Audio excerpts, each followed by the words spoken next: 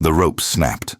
Jacob Colter watched the bay mare rear back, pulling the broken lead from his hands, and for one terrible moment he was somewhere else entirely. 20 years in the past. Watching a man jerk at the end of a different kind of rope in some forgotten Kansas town, the crowd cheering as justice was done, and young Jacob wondering if maybe there was another way to make a living besides farming dirt that wouldn't grow anything but stones. Then the horse's front hooves hit the dirt, and the memory shattered like glass on stone. Easy, girl. He kept his voice low, steady, the way his grandfather had taught him before the war changed everything. The mare's eyes were wild, rolling white with panic, her flanks quivering with the aftermath of fear. Easy now. Nobody's gonna hurt you. He didn't move toward her, just stood there, hands loose at his sides, letting her decide if he was a threat. Patience was something he'd learned late in life. Too late for the men who died, because he'd been young and fast, and certain that speed was the only thing that mattered. It took him 10 minutes to calm her, 10 minutes of patient words and gentle hands, while the autumn sun climbed higher and the work waited. 10 years ago he would have broken her in an hour with spurs and a quirt and brute determination. 10 years ago, he'd been a different man with different methods, and the mare would have obeyed him out of fear rather than trust. He preferred this way. It took longer, but it lasted. When the mare finally let him approach, nuzzling his palm for the sugar he always carried in his vest pocket, Jacob allowed himself a small smile. The afternoon sun was warm on his shoulders, familiar and honest. The aspens on the hillside blazed gold and red against the deep green of the pines. Nature putting on its annual show before the winter stripped everything bare. In the distance, he could hear Emma calling for Tommy, their voices carried on the wind like the music of a life he'd never expected to have. This is what redemption feels like, he thought. Not forgiveness. He would never deserve that, and he'd stopped asking for it years ago. But something close, something precious. A chance to build instead of destroy, to nurture instead of kill. Jacob! Sarah's voice cut through the peaceful afternoon like a blade through cloth. Not angry. He knew the sound of her anger, the way it got quiet rather than loud. Not scared exactly, though there was an edge of fear underneath. Something worse. The tone that said, "Something's wrong and I don't know what it is, and I need you to tell me it's nothing." He left the mare in the corral with a final pat on her neck and walked toward the ranch house, his long legs eating up the distance without breaking into a run. Running would scare her. Running would tell her that he was worried too. Sarah stood on the porch, shading her eyes against the sun. Her auburn hair had come loose from its pins again. It always did by afternoon, and the wisps framed her face in a way that still made his chest tight after 4 years of waking up beside her. She was pointing toward the road that led to town. 5 riders. Jacob stopped walking. His heart, which had been beating peacefully for 10 years, suddenly remembered how to race. His hands, which had learned to gentle horses and comfort crying children, remembered the weight of iron and the precise geometry of death. His eyes. His eyes found the lead rider and stopped. "Take the children inside," he said. His voice came out flat, stripped of everything except the command, a voice he hadn't used in 10 years. Jacob, who, "Inside, now, please." She must have heard something in that voice, some echo of the man he used to be, because she didn't argue. She turned and gathered Tommy and Emma from wherever they'd been playing, her movements quick and efficient, despite the questions that must have been burning through her mind. The door closed, the latch fell. Jacob stood alone in his yard, watching his past ride toward him. The lead rider was old now, silver-haired and straight-backed on a black horse that was worth more than most homesteads. But Jacob recognized him immediately, even after a decade. Some faces you never forget. Some debts you can never pay. Colonel Marcus Shaw reined up 10 feet from Jacob and sat there for a long moment, his cold grey eyes travelling across the ranch like a man appraising property he intended to buy. The solid house with its fresh whitewash, the rooms Jacob had added when Emma outgrew her cradle, the red barn where Tommy was supposed to be doing chores, but probably wasn't. The corral with its well-mended fence, the horses drinking from the trough Jacob had built himself from lumber he'd felled and planed, the smoke curling from the chimney where Sarah was probably stoking the fire, trying to keep busy, trying not to let the children see how scared she was. "You built all this." Shaw's voice was exactly as Jacob remembered it, cultured, controlled. The voice of a man who had commanded armies and moved mountains and crushed anyone who stood in his path. But there was something underneath the control now, something raw and ragged that hadn't been there before. "Colonel, 10 years. Shaw didn't raise his voice, but the words hit like bullets anyway. 10 years I searched for the ghost, from Kansas to California, from Montana to Mexico. Do you know how many false leads I followed? How many men I questioned, bribed, threatened? How many I killed who might have been you but weren't? Shaw, I didn't mean don't." The word cracked like a whip, and even the horses flinched. "Don't tell me you didn't mean it. Don't tell me it was an accident. Don't tell me you're sorry." Jacob closed his mouth and waited. "William is dead." Shaw's voice cracked on the name, a fracture line running through all that control. "Catherine is dead, the grandchild I would have held, dead before drawing its first breath. And you—" He gestured at the ranch with a hand that trembled slightly. "You have this, a wife, children, everything I lost you found, everything I can never have again, you hold in your hands." The other riders had spread out behind Shaw, forming a loose half-circle that cut off any retreat. Jacob catalogued them automatically, the old instincts waking whether he wanted them to or not. 4 hard-eyed men with the look of professionals, hired guns who killed for money and slept well at night. One of them stood out from the rest, a lean figure in a black duster who sat his horse with the perfect stillness of a coiled snake. Jacob knew that stillness. He'd worn it himself once, before he learned that there were other ways to live. "I've rehearsed this moment," Shaw continued, his grey eyes fixed on Jacob's face like a hawk watching prey. 1,000 times. What I would say. What I would do.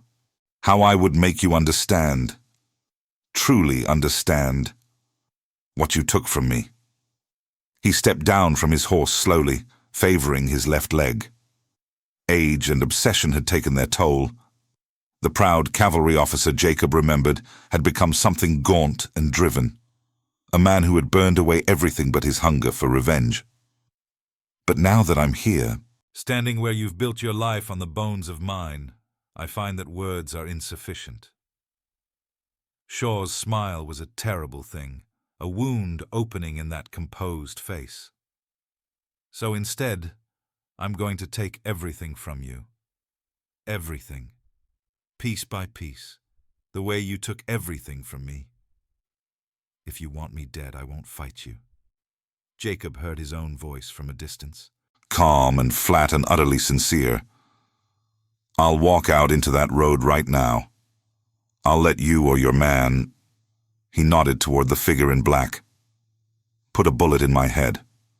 I've owed you that death for 10 years. Shaw's eyes narrowed. "I know you won't fight me. Then what? That's exactly why I'm not going to kill you." Shaw's smile widened, and for the first time, Jacob saw the madness that lived behind those cold grey eyes. The madness of a father who had lost his child. "Not today. Not like this. Not until you understand." He stepped closer. Close enough that Jacob could smell the whiskey on his breath, the trail dust in his clothes, the decade of bitter obsession that had consumed everything Shaw used to be. "Here is what's going to happen." Shaw's voice was almost pleasant now, conversational, the voice of a reasonable man discussing business arrangements. "Tomorrow at noon, high noon, like in the stories, You will meet me in the main street of Cedar Falls. You will come alone. You will come armed. And we will settle this like the men we used to be. And if I don't? Shaw looked toward the house, where the curtains had twitched despite Sarah's best efforts to keep the children away from the windows. His smile didn't waver. Then Hawkins and my men will come here instead. They will burn your barn and your house and everything you've built. They will kill your horses and your cattle, and then— He paused, letting the words sink in. Then they will deal with your family while you watch. Every last one. Jacob's hands clenched at his sides. The old rage was waking up, the rage he'd thought he'd buried along with his guns, red and hot and terrible. They have nothing to do with this. Neither did William, neither did Catherine, neither did my unborn grandchild. Shaw's voice dropped to a whisper. But you killed them anyway. So now you understand the rules. Noon tomorrow, the main street. Wear your guns, Ghost. I want you to be exactly who you were when you murdered my son. The riders turned and headed back toward town, their hoofbeats fading in the afternoon air. All except Hawkins, who remained motionless on his horse, studying Jacob with the focused attention of a predator assessing prey. Heard stories about you, Hawkins said finally. His voice was soft, almost gentle, completely at odds with the death in his eyes. The Ghost. They say you killed 40 men in your time, that you could draw faster than a man could blink, that no one who faced you ever lived to tell about it. Jacob said nothing. There was nothing to say. I've killed 23. Hawkins tilted his head slightly like a curious dog. All of them in fair fights. All of them thinking they were fast enough. None of them were. He smiled, showing teeth. Always wondered how I'd stack up against a legend. I'm not that man anymore. Funny thing is, I believe you. Hawkins gathered his reins, preparing to leave.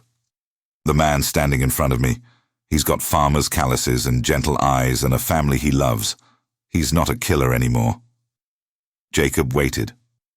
But I figure we'll find out tomorrow, won't we? Whether the Ghost is really dead or just sleeping. Hawkins tipped his hat in a mockery of courtesy.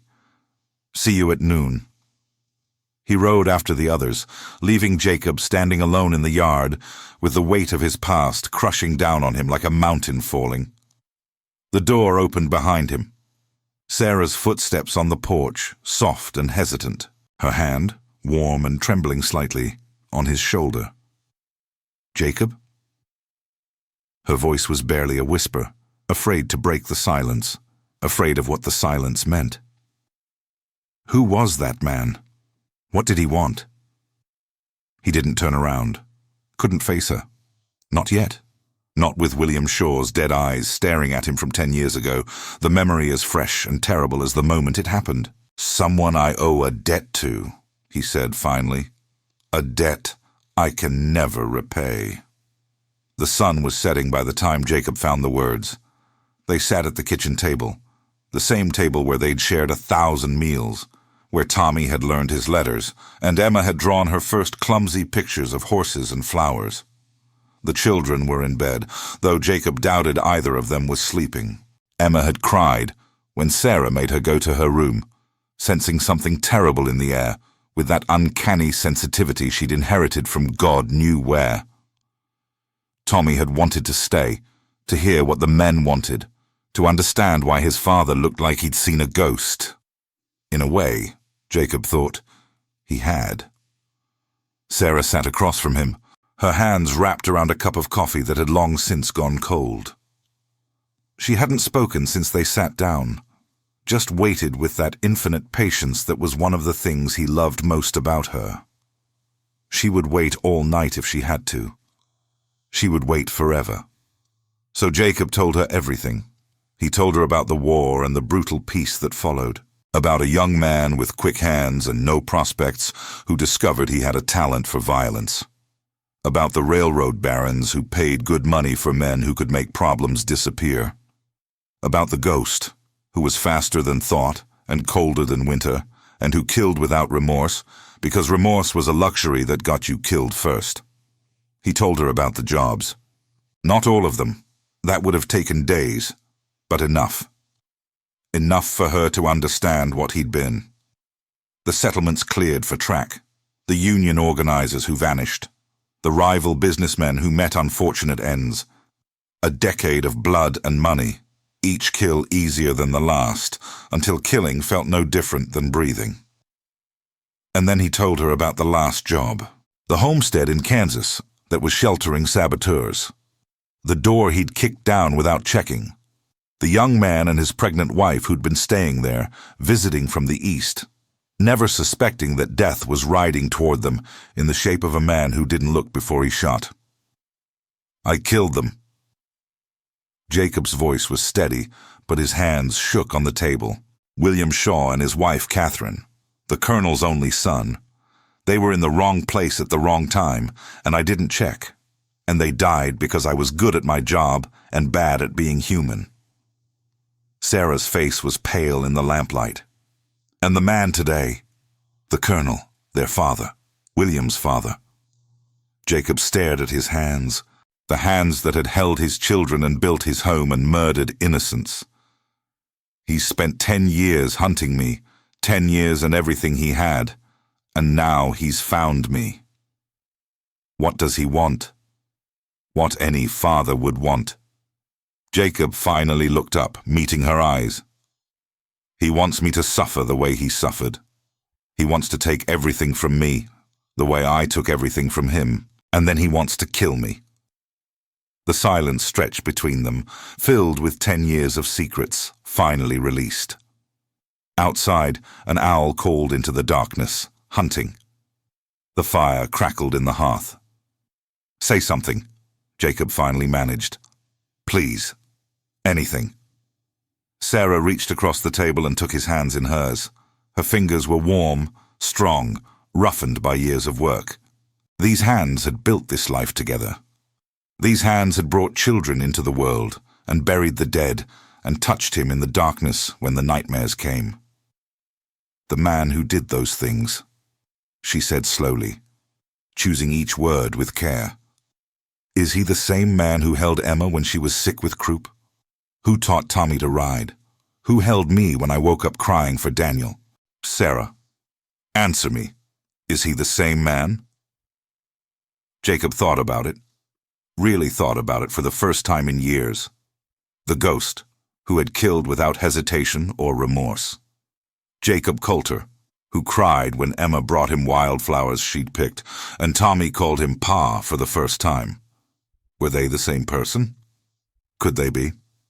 "No," he said finally, "but he's part of me. He'll always be part of me." "Everyone has a past, Jacob." Sarah's voice was steady, but tears glistened in her eyes.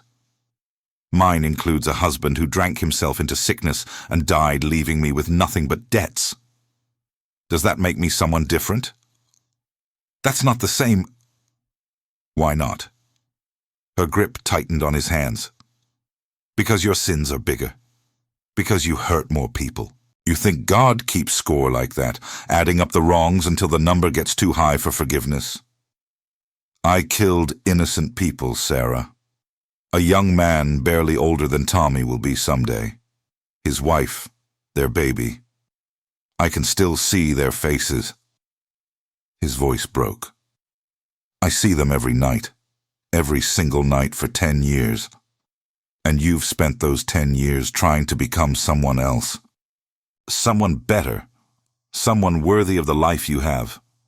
She pulled one hand free and pressed it against his chest, against his heart, against the part of him that had learned to love again despite everything.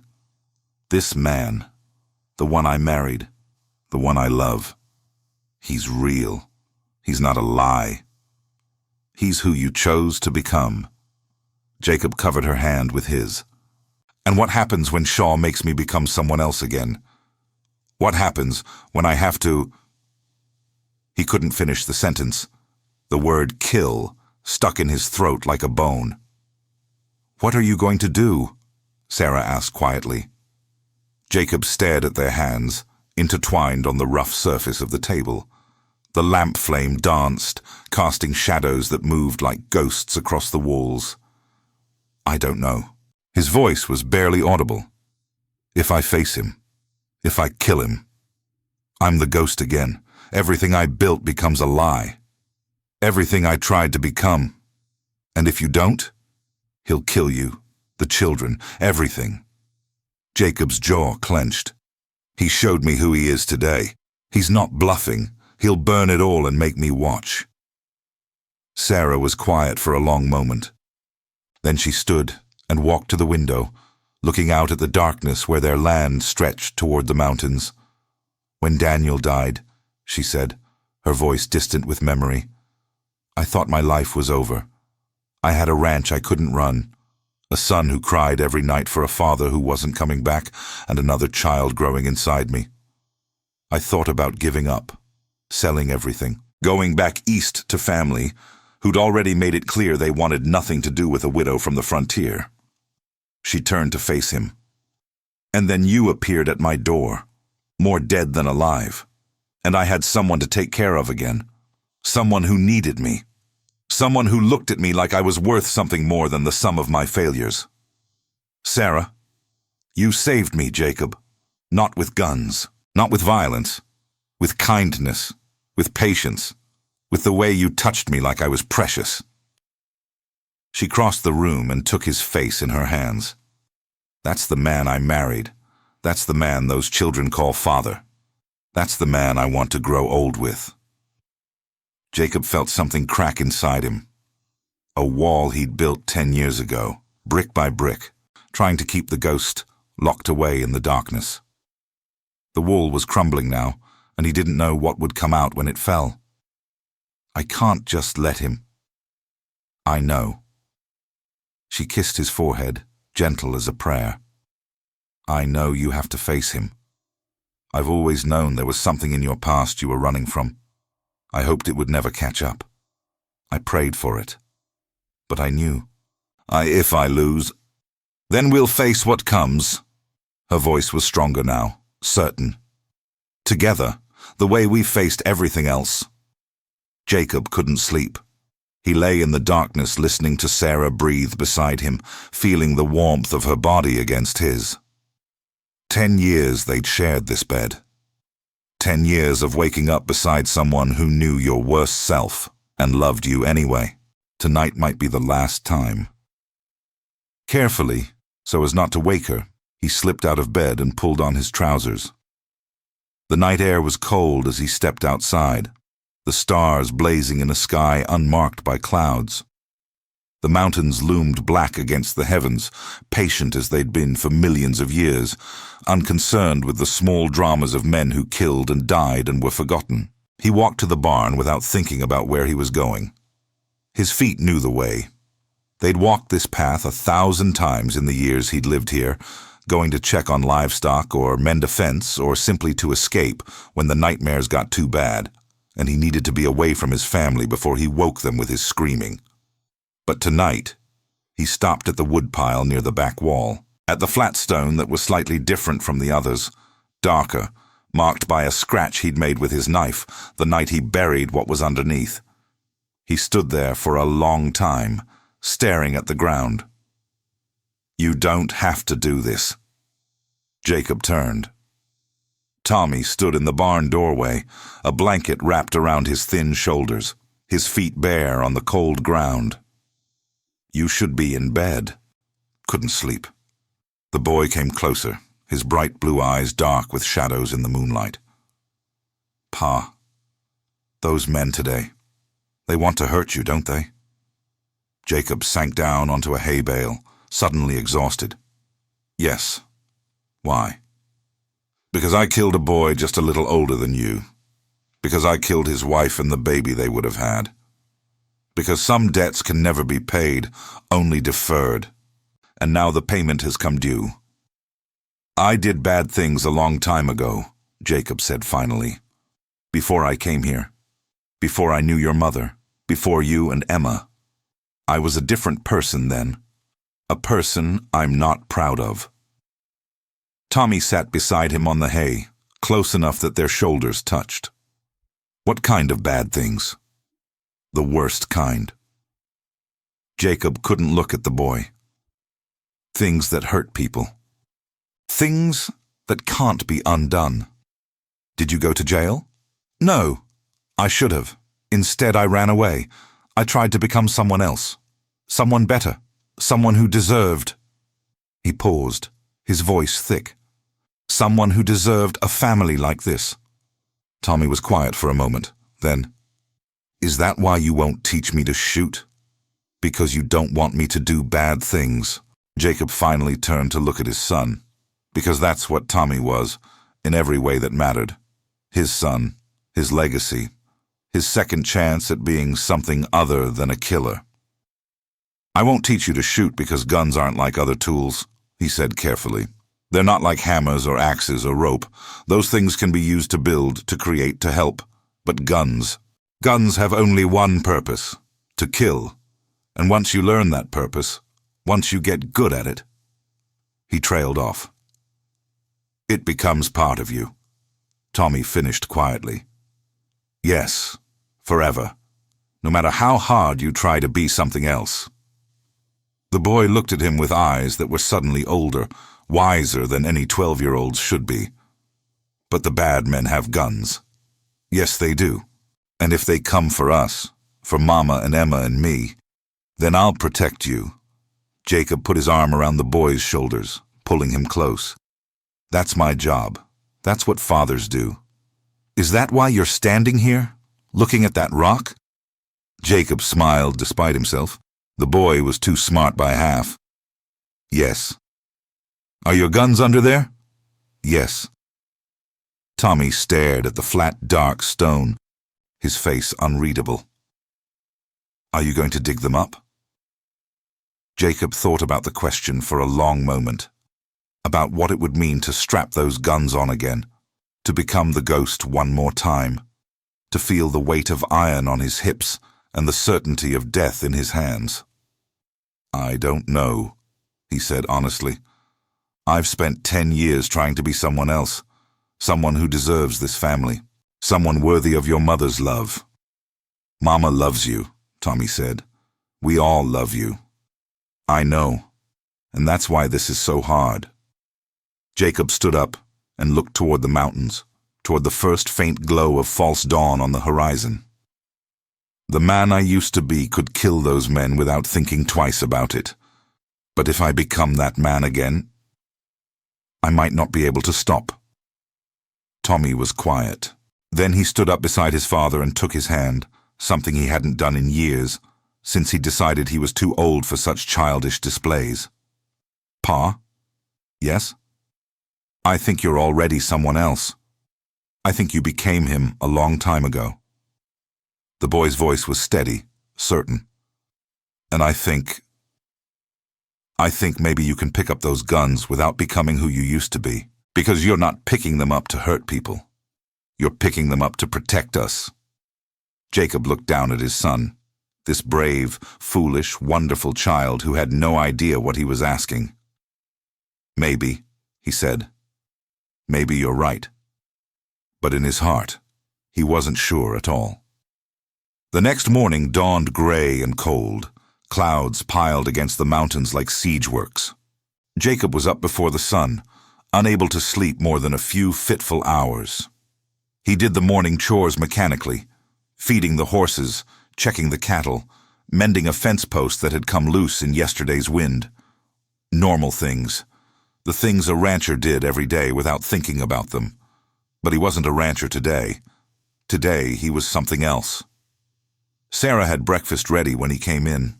Eggs and bacon and biscuits, enough food for a family twice their size. She'd been cooking since before dawn, he realized, keeping her hands busy so she wouldn't have to think about what was coming. They ate in silence. Not awkward, they'd shared too many meals for awkwardness, but heavy, full of words no one wanted to say and questions no one wanted to ask. Tommy picked at his food, eyes dark with exhaustion and worry. Emma sat with Miss Jenny in her lap, feeding imaginary bites to the rag doll. She knew something was wrong. She always knew. But she was young enough to believe that adults could fix anything if they tried hard enough. Jacob wished he still had that faith. "I need to go into town," he said finally. Sarah's fork stopped halfway to her mouth. "Now, I need to see Silas and the sheriff." He pushed back from the table, his food barely touched. There might be another way. Something Shaw hasn't thought of. I have to try. "Will you be back before—" She couldn't finish the sentence. Before noon, before Shaw, before everything changes. "Before noon," Jacob said. "I promise." He saddled his horse while the family watched from the porch. Sarah with her arms wrapped around herself, Tommy trying to look brave, Emma clutching Miss Jenny and crying quietly. "I love you," Jacob said. "All of you. Remember that." Then he rode toward Cedar Falls, toward Shaw, toward whatever waited for him there.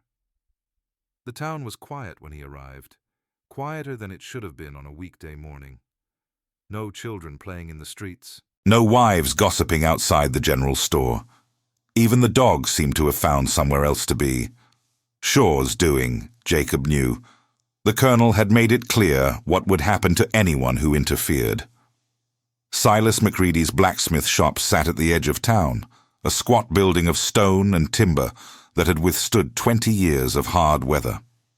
The forge fire was cold today, the big double doors closed and barred. Jacob tied his horse to the post and knocked. Silence. He knocked again, harder. The door cracked open. One eye peered through the gap, wild, bloodshot, rimmed with fear.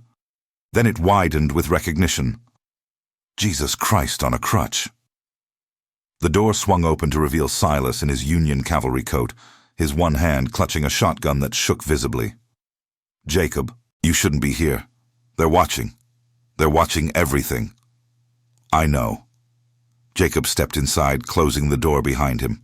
The shop smelled of cold iron and old leather and the sour tang of fear. "I need your help." "Help?" Silas laughed, a harsh, broken sound that bounced off the stone walls. "What kind of help can I give you? I'm a one-handed old man who can barely shoe a horse anymore. Shaw's got killers stationed on every corner. He's got that snake Hawkins watching my shop day and night." "Has Shaw been here?" "Yesterday, right after they visited you." Silas set the shotgun down with trembling hands. "He showed me your picture, the old one, from the wanted posters. Asked if I knew where the ghost might be hiding, if I'd heard anything, seen anything." "What did you tell him? What do you think?" Silas turned on him, his weathered face twisted with a decade of guilt and fear. "Nothing. Same as I've told everyone who came asking for 10 years. I kept your secret, Jacob. Through all of it. Through the nightmares and the looking over my shoulder and the knowing that someday this exact thing would happen. I'm sorry, Silas. I never wanted—" "Sorry?"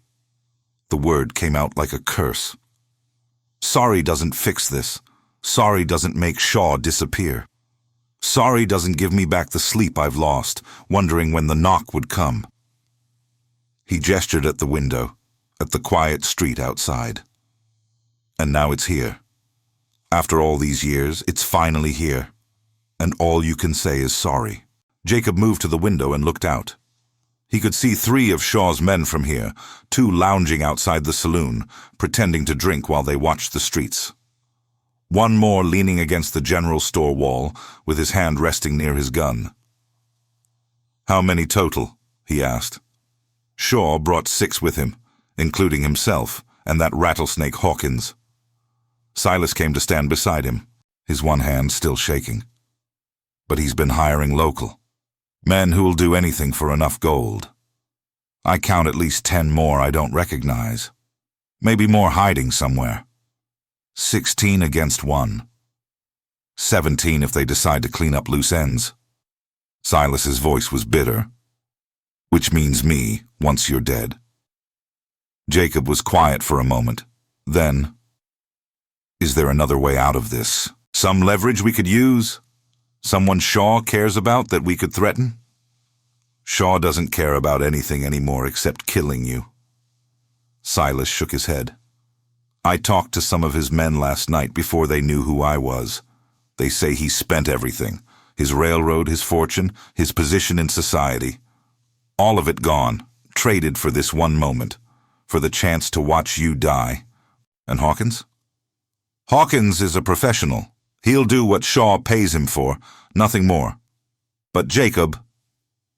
Silas hesitated. The men I talked to, they say Hawkins has been waiting for this almost as long as Shaw. Not for revenge, he doesn't care about that. He's been waiting for the chance to face the ghost, to see if the legend is true. Jacob thought about the lean man in the black duster, the way he'd moved with that reptilian stillness. He wants to test himself. He wants to kill the fastest gun who ever lived and take the title for himself. Shaw's paying him to be an insurance policy. But Hawkins has his own agenda. So even if I beat Shaw, Hawkins will be waiting. Yes. Silas's voice was heavy with defeat. That's how they've planned it. Shaw faces you at noon. If you win, Hawkins steps in before you can holster your guns. If you lose, Hawkins burns my ranch and kills my family. Yes. The word hung in the air between them, heavy as a death sentence. What about the sheriff? Jacob asked finally. Tucker's a good man. Tucker's a good man with a town to protect and not enough deputies to do it. Silas cut him off. Shaw made it real clear what happens if the law interferes. Tucker's got maybe 4 men who can handle a gun. Shaw's got 16 who've killed before and will kill again without blinking. So Tucker won't help. Tucker can't help. There's a difference. Silas turned away from the window. I talked to him this morning before you came. He wants to do the right thing, Jacob. But the right thing for one man isn't worth risking his whole town. Jacob nodded slowly. It was what he'd expected, what he'd feared. Then I face Shaw alone. You don't have to. Silas moved to a locked cabinet at the back of the shop and produced a key. I've been keeping some things, just in case. Rifles, pistols, ammunition. Enough for 2 men to make a stand. You can barely hold a pistol, Silas. I can hold it well enough to kill a few of them before they get me. Silas's voice was fierce now, the fear replaced by something harder. I owe you that much. For all the years you kept my secret when you could have used it. For the friend you were when we were young and stupid. I wasn't a friend. I was a killer. You were both. Silas opened the cabinet, revealing an arsenal that had been waiting decades for this moment.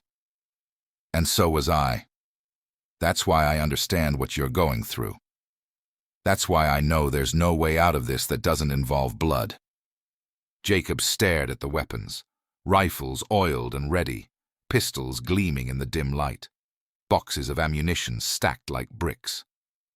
No, he said finally. No. This isn't your fight, Silas. You have a life here, a shop, people who depend on you. Jacob turned to face his old friend. I won't let you throw that away for a battle we can't win. Jacob, I have my own guns. The words came out quiet, certain. Buried under my barn for 10 years. I'd hoped I'd never have to dig them up. But I always knew this day might come. Silas stared at him. You kept them? I couldn't throw them away. Part of me wanted to. Part of me tried. But they were too much a part of who I was. Jacob's jaw tightened. Who I might have to be again. Then why are you here? If you have guns, if you've made your decision. Because I wanted to see if there was another way. Jacob moved toward the door. There isn't. I understand that now. Shaw won't stop. Hawkins won't stop. The only way this ends is with bullets and blood. Jacob, wait. Silas caught his arm, his one hand gripping tight. If you face them, If you become the ghost again, don't let that be the end. Don't let Shaw win by making you into what he thinks you are. What do you mean? I mean kill who you have to. Protect your family. But when it's over, if you survive, be Jacob Colter again. Go back to your ranch and your wife and your children. Don't let the killing consume you the way it did before. Jacob looked at his old friend, this grizzled, one-handed veteran who had known him at his worst and still called him friend. I don't know if I can do that, he said honestly. Once you start killing, it's hard to stop. I know. Silas released his arm. But you're not the same man you were 10 years ago. You've changed. You've built something good. Don't let Shaw take that from you, even if you have to use the ghost to stop him. Jacob nodded slowly. Thank you, Silas, for everything. Don't thank me yet. Silas managed a grim smile. Thank me after you're still alive at sunset. Sheriff Tucker was sitting on the porch of his office when Jacob rode up, a cup of coffee growing cold in his hands. He didn't seem surprised to see Jacob. He didn't seem surprised by anything anymore. Colter. Tucker nodded toward the empty chair beside him. Been wondering when you'd show up. You know why I'm here? I can guess. Tucker took a sip of his cold coffee and made a face. Same reason everyone's been hiding behind locked doors since Shaw rode in. Same reason my deputies have all suddenly remembered urgent business in other counties. Jacob tied his horse and climbed the steps to the porch. I'm not asking you to fight for me. Good, because I can't. Tucker's voice was tired, heavy with the weight of impossible choices. I've got a whole town depending on me. Families, children, people who've trusted me to keep them safe for 15 years. I can't throw that away for one man, no matter what he's done or hasn't done. I understand. Do you? Tucker finally looked at him, his lawman's eyes searching Jacob's face. Because I'm not sure I do. I've watched you for 5 years, Colter, watched you build that ranch, raise those children, love that woman, and the whole time I knew you were hiding something big, something that might blow up in all our faces someday. Why didn't you say anything? Because whatever you were hiding, it didn't seem to matter anymore. Tucker shrugged. You were a good neighbor, a good father. You paid your debts on time and helped when asked, and never caused trouble. That's more than I can say for most of the men in this town. Jacob was quiet for a moment. His name is Marcus Shaw. Colonel Marcus Shaw. I killed his son 10 years ago. An accident, a mistake. But dead is dead. He's been hunting me ever since. And now he's found you. Yes. Tucker absorbed this without reaction. A good lawman learned to hide his surprise. The men he's got with him, they're professionals. Killers. I've seen their type before. I know. And that snake Hawkins. I've heard stories. 23 men dead by his hand, they say. Never been beaten in a fair fight. I've heard the same stories. Tucker finished his coffee and set the cup down. I can't help you, Colter. I can't risk my town for one man's blood feud. But I can tell you this. He stood up, his hand resting on the revolver at his hip. When it's over, however it ends, I'll make sure the right story gets told. I'll make sure your family knows you died protecting them if that's how it goes. And if I live? Tucker smiled grimly. Then I'll forget everything I just heard, and you'll go back to being Jacob Colter the rancher. No questions, no investigations, just 2 men who had a conversation about the weather. Thank you, Sheriff. Don't thank me. Tucker turned to go inside, then paused at the door. One more thing, Colter. Whatever you did in your past, whatever made Shaw hunt you all this way, that's between you and God. But the man I've watched for 5 years, the man who loves his wife and raises his children right, that man deserves a chance to live. I hope you're him today. He disappeared into his office, leaving Jacob alone on the porch with his thoughts. The ride back to the ranch felt longer than it should have. Jacob took his time, letting the horse walk at its own pace while his mind turned over everything he'd learned. No help from town, no clever escape, no way out except through. It was what he'd expected, what he'd feared. The clouds had thickened while he was in town, pressing down on the mountains like a lid on a pot. The air smelled like rain, or maybe snow, this high up. Winter was coming early this year. He thought about winters on the ranch. The way the snow piled up against the windows and the family gathered around the fire. Tommy reading his lessons. Emma playing with Miss Jenny. Sarah mending clothes or making dinner or just sitting close to Jacob with her head on his shoulder. Would there be more winters like that? Or was this the last autumn he would ever see? He crested the final ridge and saw his ranch spread out below him. The house, the barn, the corral with its horses.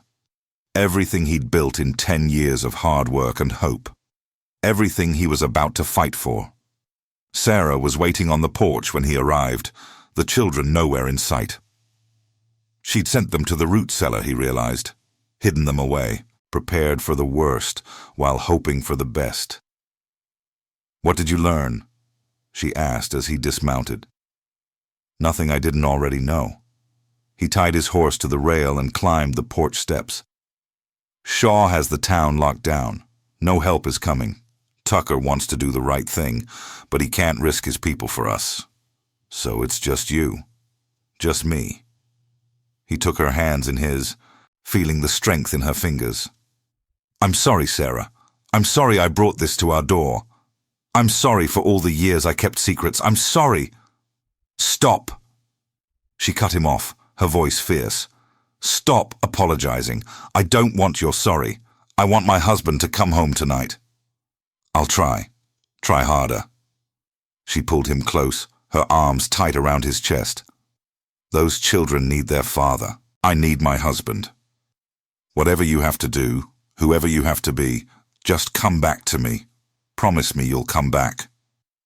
Jacob held her, breathing in the scent of her hair, feeling the warmth of her body against his. This, he thought. This is worth killing for. This is worth dying for. "I'll try," he said again. "That's all I can promise." She pulled back to look at him. Her hazel eyes bright with tears she refused to let fall. "The children want to say goodbye. Before you—" She couldn't finish the sentence. "Let me see them." She led him to the root cellar behind the house, where Tommy and Emma were waiting in the candle-lit darkness. They'd been crying. He could see the tracks on their faces, but they stood up straight when he came in. "Pa," Tommy's voice cracked, betraying his youth despite his best efforts to sound grown. "We want to come with you." "No. But we could help." "No." Jacob knelt in the dirt, bringing himself to their level. "This isn't your fight. This is my past, my mistake, my debt to pay. Your job is to stay here, stay safe, and take care of your mother if—" His voice broke. "If I don't come back." Emma threw herself at him, her small arms wrapping around his neck. "Don't go," she whispered against his shoulder. "Please don't go. Miss Jenny says you don't have to go." Jacob held her tight, this child who had never known violence, who had grown up believing the world was basically good. "I have to, sweetheart. There are bad men coming, and if I don't stop them, they'll hurt you. They'll hurt all of us." "Can't someone else stop them?" "No. Only me." He pulled back to look at her face, brushing the tears from her cheeks. "But I'm going to try very hard to come home. I'm going to try harder than I've ever tried at anything in my whole life, because I love you. I love all of you more than anything." Tommy moved closer, his jaw set with determination. "I want to learn to shoot. When you come back, when this is over, I want you to teach me." Jacob looked at his son, seeing the man he would become. Why? Because I want to protect them, Mama and Emma, the way you're protecting us now. Tommy's voice was steady. I know you said guns are only for killing, but they're also for protecting, aren't they? Jacob thought about it for a long moment, about what it meant to carry a gun, about the responsibility and the burden and the terrible power. When this is over, he said finally, if I come back, when I come back, we'll talk about it. Not just the shooting, everything.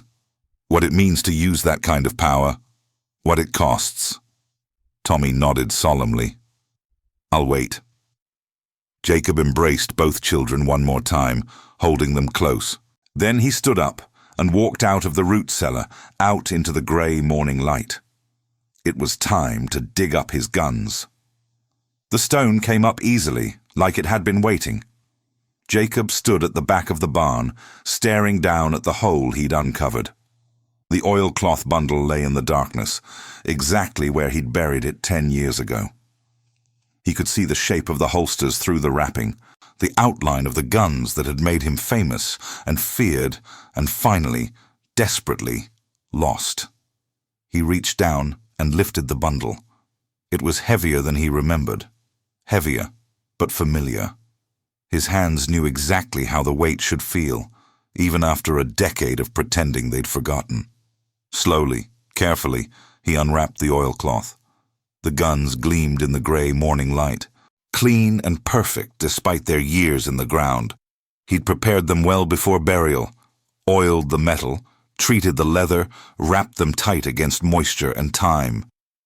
He'd known even then that he might need them again, twin Colt peacemakers, custom-built for his hands. The ivory grips had yellowed with age, but the carved ghost pattern was still visible, a spectre wreathed in smoke, the symbol that had made men cross the street to avoid him. The cylinders turned smoothly, the hammers cocked with the same satisfying click. He strapped the gun belt around his waist. The weight settled on his hips like an old friend returning from a long journey. His hands hovered over the grips, muscle memory screaming at him to draw, to feel the smooth motion that had killed 40 men. He didn't draw. Not yet. Instead, he walked to the edge of the corral and stood there for a long moment, looking at the ranch he'd built. The house where his family waited. The fields where he'd worked alongside his son. The mountains that had watched over it all, patient and eternal. This is who I am now, he said to no one, to everyone, to himself. This is what I'm fighting for. Then he mounted his horse and rode toward town.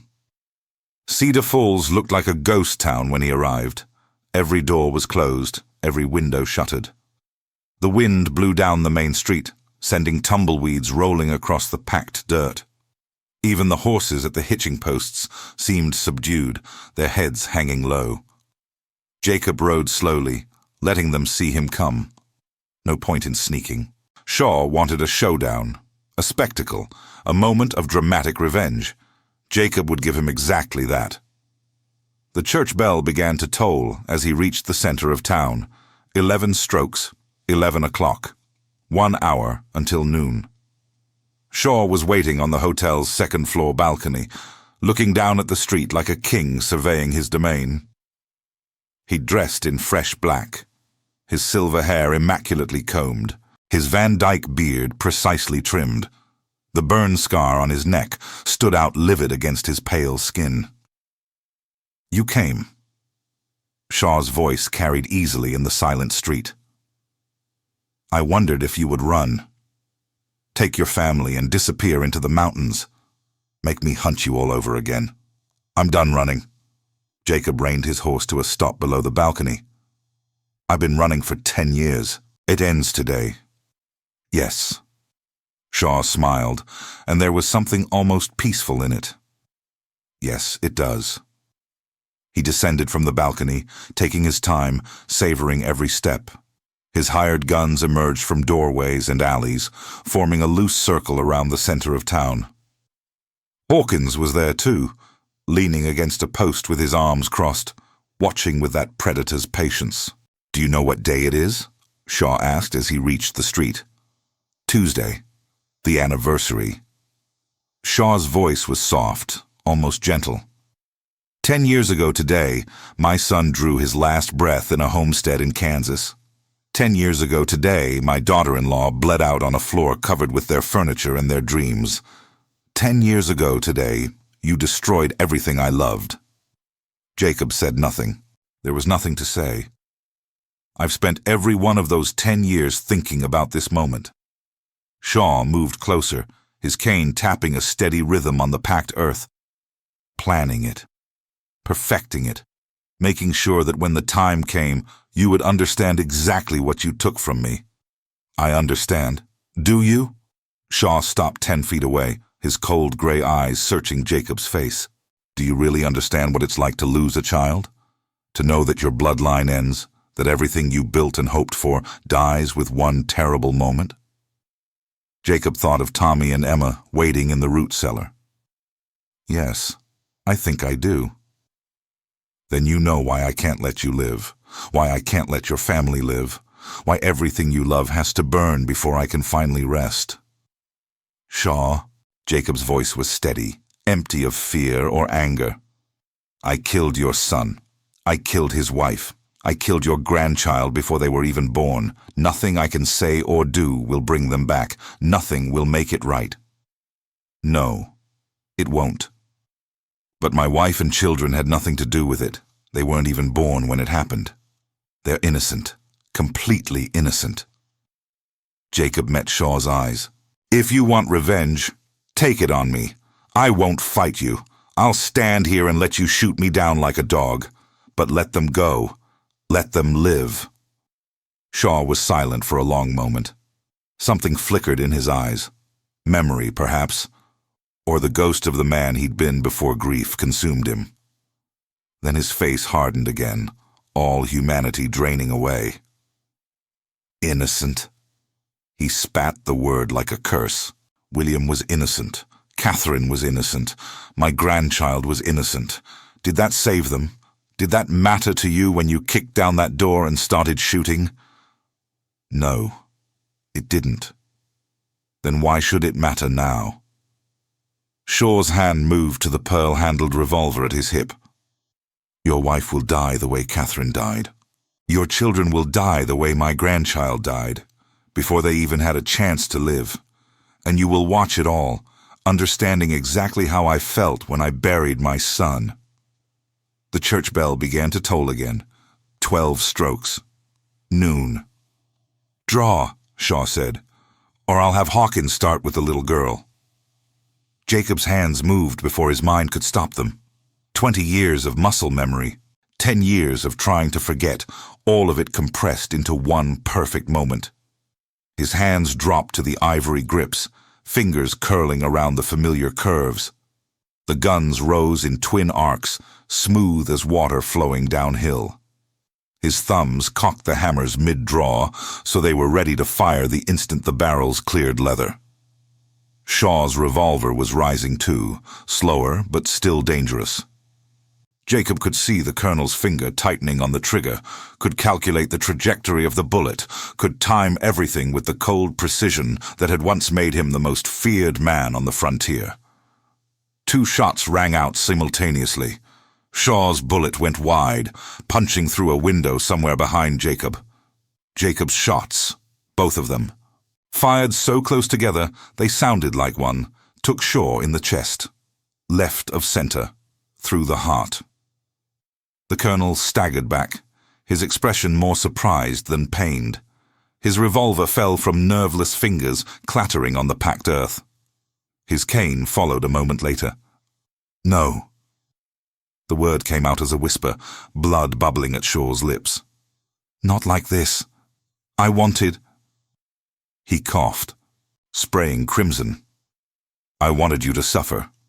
Jacob approached slowly, his gun still raised. Shaw was dying. There was no question about that. But dying men could be unpredictable.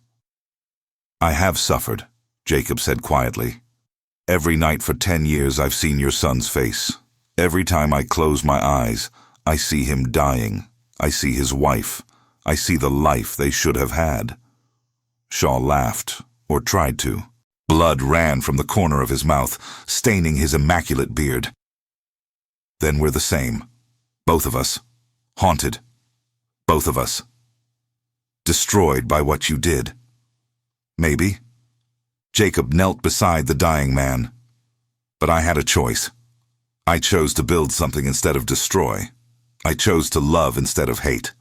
I chose to be something other than what I was. And now?" Shaw's eyes were dimming, his breath coming in shallow gasps. "Now what are you?" Jacob looked at the guns in his hands, at the blood spreading across Shaw's chest, at the ring of hired killers watching with professional interest. "I don't know," he said honestly, "but I'm still here. And my family is still alive. That's all that matters." Shaw smiled, a terrible thing full of blood and disappointment. "William, I tried to." His voice trailed off into silence. He died between one breath and the next, his obsession finally ending in a dusty street far from everything he'd once been. Jacob stood over the body, feeling nothing. He'd expected guilt or relief or some other clean emotion, but there was only emptiness. Another body, another death, another piece of his soul carved away. "Well now," the voice came from behind him, soft and pleased. Jacob turned. Zeke Hawkins had pushed off from his post and was walking toward him, his black duster swaying with each step. His hands were empty, but they hovered near the twin pistols at his hips. "That was something to see," Hawkins said. "Fastest draw I've ever witnessed. Maybe the fastest anyone's ever witnessed. 2 shots, center mass, before Shaw even got his gun level." He smiled, showing teeth.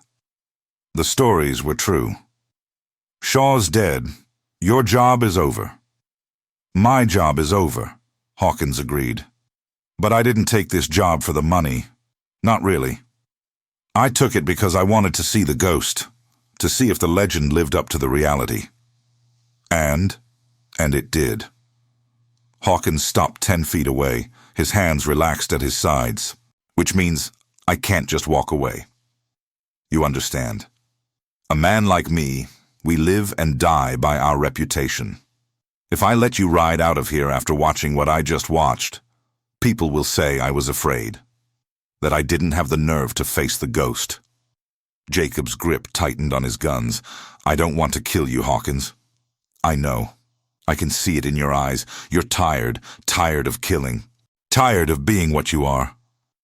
Hawkins shook his head almost sadly. "But you're still the ghost, still the fastest gun who ever lived. And I'm still the man who's killed 23 others in fair fights. 23 isn't 40. No, it isn't."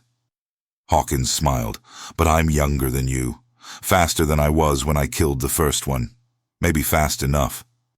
You're not. Then prove it." Hawkins' hands tensed, fingers twitching. "Prove the ghost is still in there. Prove that the rancher, the father, the husband, prove all of that was just a mask hiding the killer underneath." Jacob stood motionless, watching Hawkins the way he'd watched 100 men before, reading the tension in his shoulders, the slight shift of weight that preceded a draw, the brightness in those dead eyes that meant death was coming. "I'm going to give you one chance," Jacob said. "Turn around, walk away. Forget you ever heard the name Ghost, and go back to wherever you came from. Can't do that? Then you're going to die." Hawkins smiled wider. "Maybe.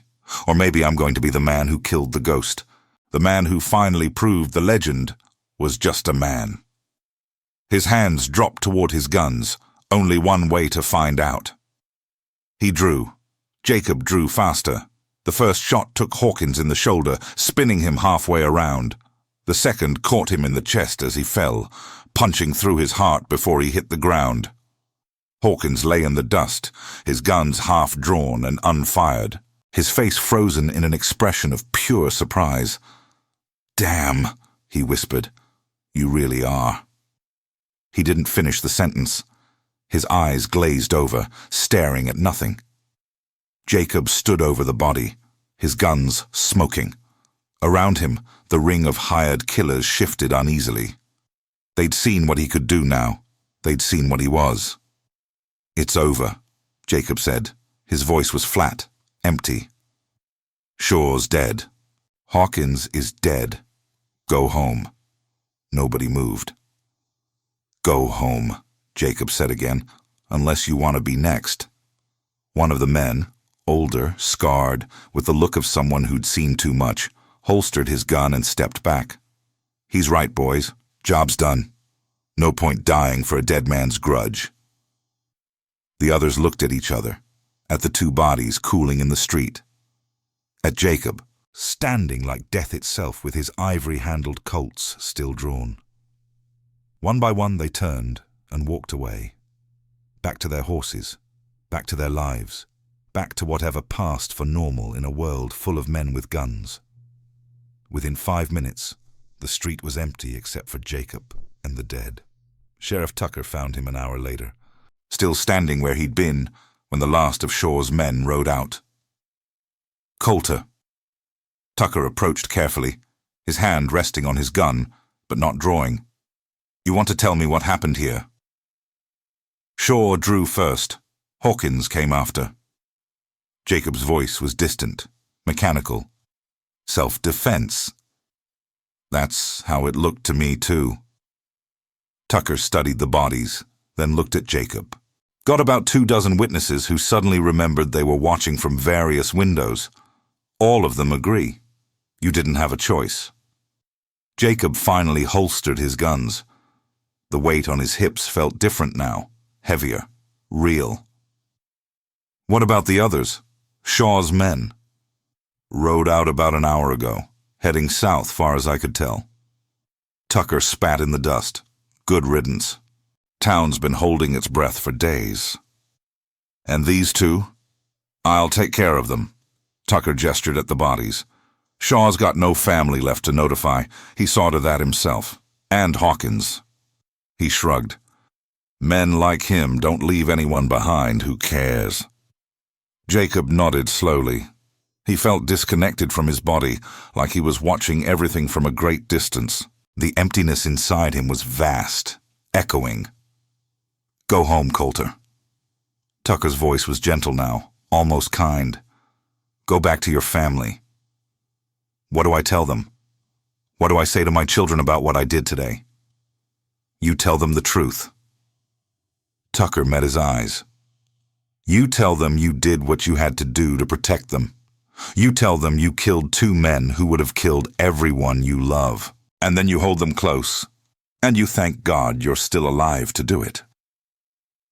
Jacob looked at the blood staining the street, at the bodies waiting to be buried, at the town slowly coming back to life around him, people emerging from their hiding places, staring at the man who had ended the nightmare.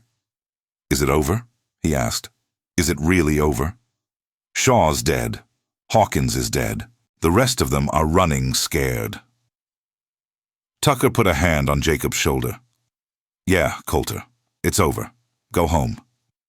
Jacob mounted his horse and rode out of town without looking back. The ride home took forever, and no time at all. Jacob let his horse find its own pace, trusting the animal to remember the way while his mind drifted somewhere else entirely. He kept seeing Shaw's face in the moment before the bullets hit.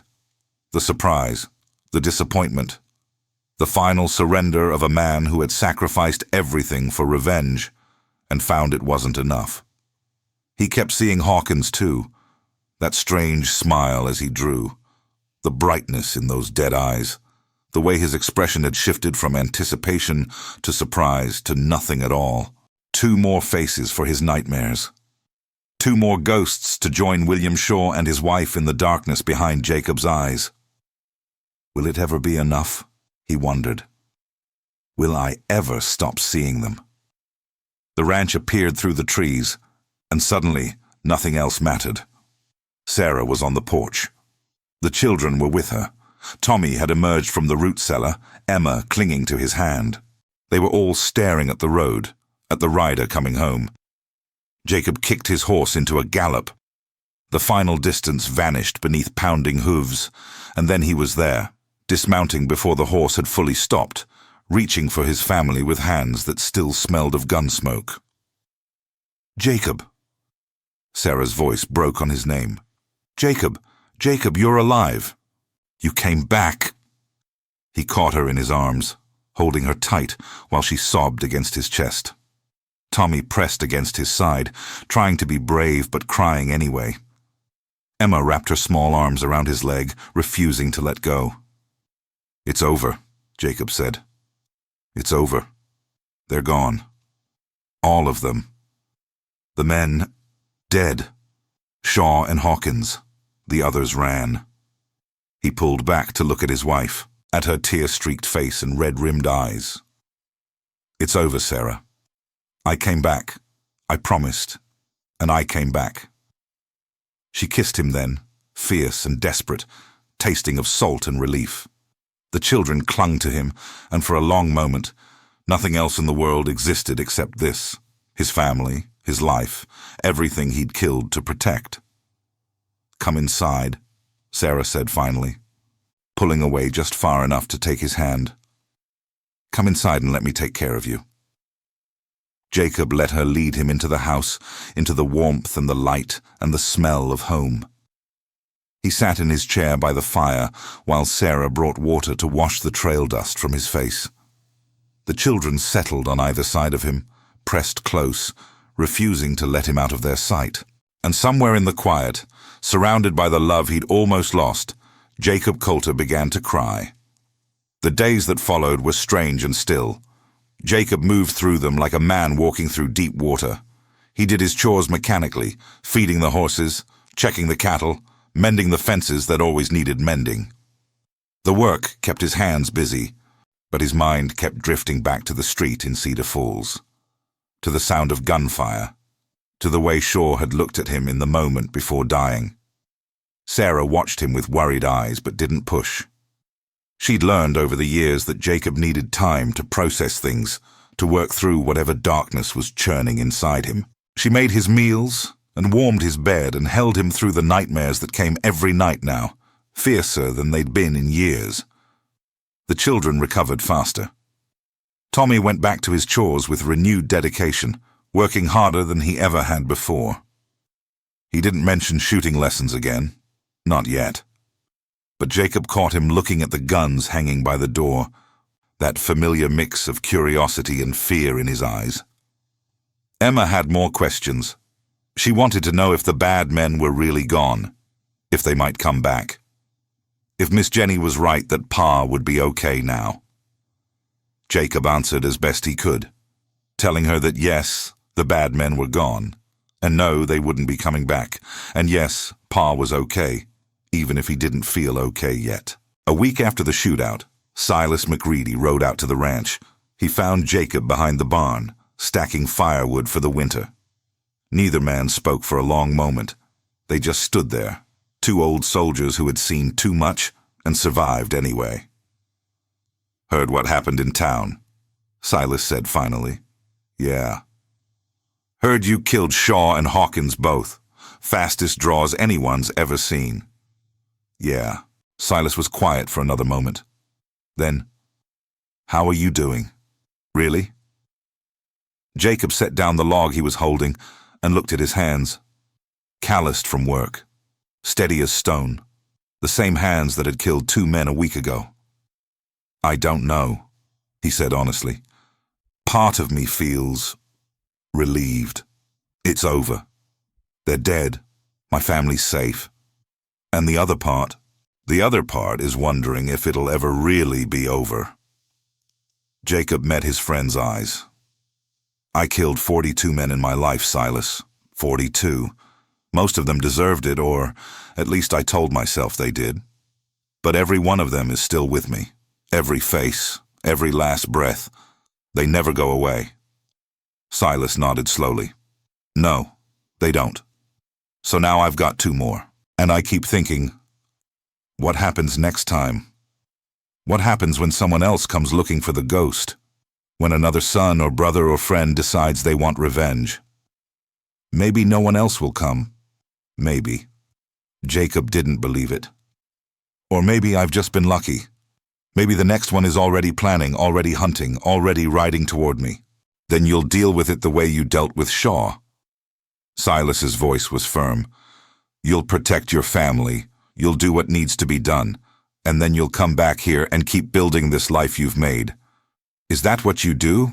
Just keep going? What else is there? Silas shrugged. We are what we are, Jacob. We did what we did. Can't change the past, can't undo the bodies. All we can do is try to be better. Try to deserve the second chance we've been given. Jacob thought about that for a long moment. About redemption and survival and the strange calculus of a life built on blood. I used to think I could escape it, he said finally. That if I buried my guns deep enough, ran far enough, built something good enough, the past would stop mattering. The ghost would finally die. And now? Now I think the ghost will always be part of me, but... He paused, searching for the right words. But he doesn't have to be all of me. I can be the ghost when I need to be, to protect the people I love. And the rest of the time, I can be Jacob Colter. Father, husband, rancher, a man trying to be better than he was. Silas smiled, the first genuine smile Jacob had seen from him in years. That's all any of us can do, brother. That's all any of us can do. That evening, after the children were in bed and the house was quiet, Jacob took the guns from their peg by the door. He carried them out to the porch, where Sarah was waiting with 2 cups of coffee. The stars were coming out, thick and bright, and the mountains were black silhouettes against the deepening sky. I've been thinking, Jacob said, sitting down beside her. About what? About these. He laid the guns on the table between them, twin Colts, ivory handles, the tools that had killed and protected and haunted him for 20 years. I buried them once. I thought I could leave them behind. But Shaw proved I couldn't. Sarah picked up one of the pistols, feeling its weight. She'd handled guns before. Frontier women had to. But these were different. These were instruments of death, perfectly balanced for their purpose. What are you thinking? She asked. I'm thinking I can't bury them again. Jacob's voice was quiet but certain. Not because I want to use them. Because I might have to. Shaw found me. Someone else might find me too. And if they do, you need to be ready. Yes. He took a deep breath. But I also don't want them to define me anymore. I don't want to wear them every day, feeling their weight, remembering what I used to be. I want to be your husband, Tommy and Emma's father, Jacob Colter, the man who builds things instead of destroying them. Sarah was quiet for a moment. Then she stood up and carried the gun to the hook by the door. She hung it there carefully, within easy reach of anyone entering or leaving the house. There, she said, close enough if you need them, far enough that you don't have to think about them every day. Jacob stared at her, at this simple solution she'd found. The guns, present but not dominant. The past, acknowledged but not controlling. I love you, he said. I know. She sat back down beside him and took his hand. I've always known. Even when I didn't know who you used to be, I knew who you were becoming. And I loved him. I still love him. Even after what I did in town. Especially after. Sarah squeezed his hand. You could have run. You could have hidden. You could have let someone else deal with Shaw and prayed they wouldn't come for us. But you didn't. You faced them. You fought for us. And you came home. I killed 2 men. You protected your family. Her voice was fierce, certain. That's different. That's always been different. Jacob thought about it. About the difference between killing for hire and killing for love. About the man he'd been and the man he was trying to become. I want to teach Tommy to shoot, he said finally. Not to make him a killer. To make him a protector, to teach him that guns are power and power has to be used responsibly. He'd like that. And Emma, she needs to know the truth. Not all of it, not yet. But enough to understand that her father has a past. That the world isn't always safe. That sometimes good people have to do hard things to protect the ones they love. Sarah leaned her head against his shoulder. We'll tell them together, when the time is right. They sat there for a long time, watching the stars wheel across the sky. The guns hung by the door, silent and waiting. The children slept safely in their beds. The ranch stretched around them, built by hard work and hope, and the stubborn refusal to give up. And Jacob Colter, once known as the Ghost, felt something he hadn't felt in years. Peace. Epilogue. 5 years later. The ranch was bigger now. 300 head of cattle grazed in the valley, tended by ranch hands who called Jacob boss and sir, and had no idea what he'd been before he built this place. The barn had a new roof, painted bright red. The house had grown too. Extra rooms for the children, a proper kitchen for Sarah, a study where Jacob kept his books and his ledgers, and the old wanted poster he'd saved as a reminder of who he used to be. Tommy was 17, tall and strong, with his mother's auburn hair and his father's watchful eyes.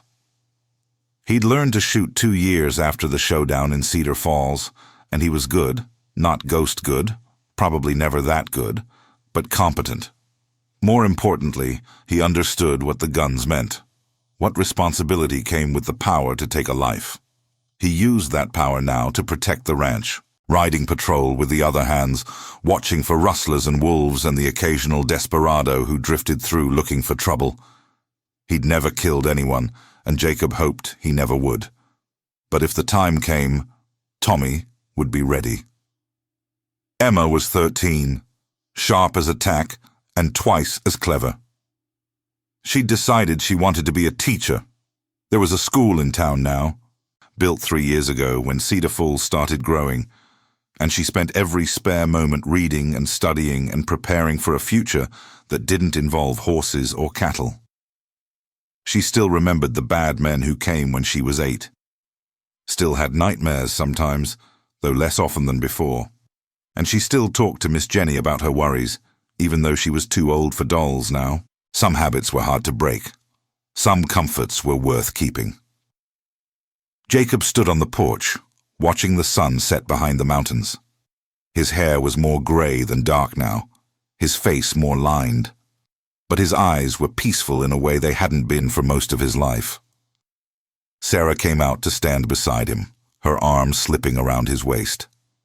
She'd aged, too, silver threading through the auburn, crow's feet around her eyes, but she was still beautiful, still the woman who had saved him by needing him, still his partner in everything that mattered. "What are you thinking about?" she asked. "Legacies," Jacob said. "What we leave behind." "And what do you think we'll leave behind?" Jacob looked at the ranch, at the life they'd built from nothing. At the children who were growing up strong and good and capable of making their own choices. At the community they'd helped create, the neighbors who trusted them, the future they'd carved out of the wilderness. "This," he said finally, "all of this. And maybe, if I'm lucky, the knowledge that a man can change, that even the worst of us can become something better if we're given the chance. That's a good legacy. It's the only one I want." The sun sank below the mountains, painting the sky in shades of gold and crimson. In the fields, Tommy called out to the ranch hands, his voice carrying on the evening air. In the house, Emma laughed at something in her book. Jacob Colter, once known as the Ghost, once the most feared killer on the frontier, stood with his wife and watched the day end, at peace with who he had been and who he had become. The guns still hung by the door, cleaned and oiled and ready if needed. But he hadn't touched them in 5 years. He hoped he never would again. And somewhere in the gathering darkness, the ghosts of the past finally began to fade.